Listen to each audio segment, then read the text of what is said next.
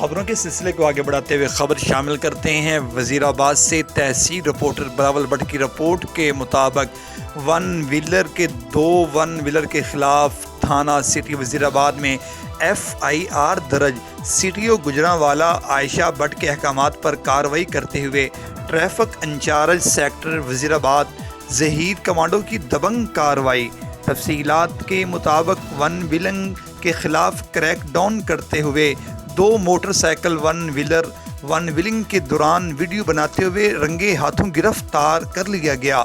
مزید ان کا کہنا تھا کہ CTO گجرانوالہ عائشہ بٹ کے احکامات ٹریفک کی روانی کو بہتر بنانے کے ساتھ ون ویلنگ کے خلاف کارروائی عمل میں لائی گئی اور انشاءاللہ ون ویلنگ کرنے والوں کے خلاف کریک ڈاؤن جاری رہے گا۔